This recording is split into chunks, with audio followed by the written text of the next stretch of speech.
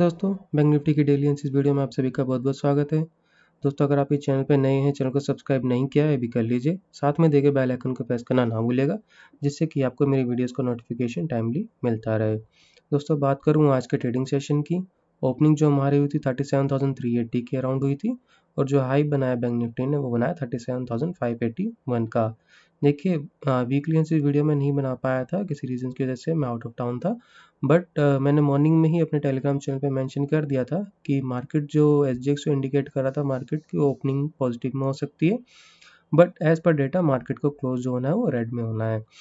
Market behaviour जो मैंने यहाँ पे मेंशन किया था, जब मार्केट यहाँ पे ट्रेड कर रही थी हमारी 10 बजे के अराउंड 37,500 के पास में, जब बैंक निफ्टी यहाँ पे ट्रेड कर रहा था तब मेरे को बहुत ही ज़्यादा अजीब लगा था, क्योंकि ज़्यादा ऊपर जा रहा था बैंक निफ्टी, जबकि इतना ऊपर जाना बैंक निफ्टी का बनता नहीं था।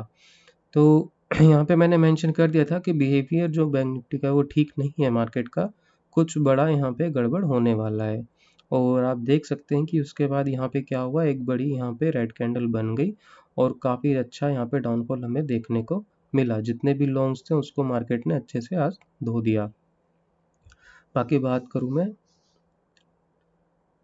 डेली चार्ट्स की, देखिए ये हमारा एक रेजिस्टेंस जोन है।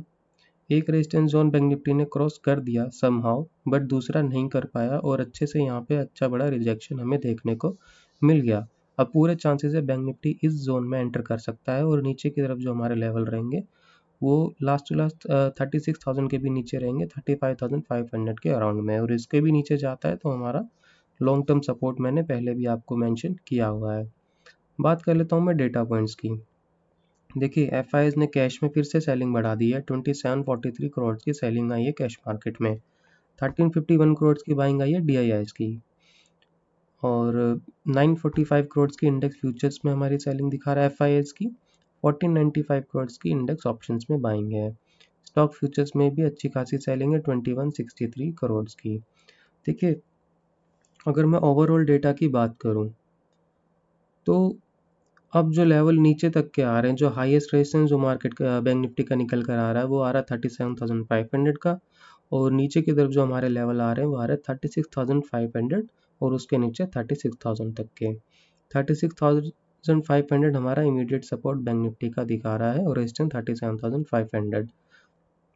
और डेटा अगर मैं मेंशन करूं तो कैश में तो अच्छी सेलिंग की है एफआईएस ने, डीआईआईएस ने भी थोड़ी बाइंग बढ़ाई है, और इंडेक्स फ्यूचर्स में भी इन्होंने शॉर्ट्स बनाए हैं, लॉन्ग काफ़ी हाई निकाले हैं इन्होंने आज, और इंडेक्स ऑप्शंस में इन्होंने थोड़ी कॉल भी बाय की हैं। हो सकता है ये पोजीशन हेज करने के लिए की गई हो, पर पहले इन्होंने थोड़ा ट्रेडिंग के लिए की थी, बट अभी हो सकता है ये हेज के पर्पज़ से हो, क्योंकि कॉल राइटिंग भी काफ़ी हैवी है और वो भी वीकली ऑप्शंस में।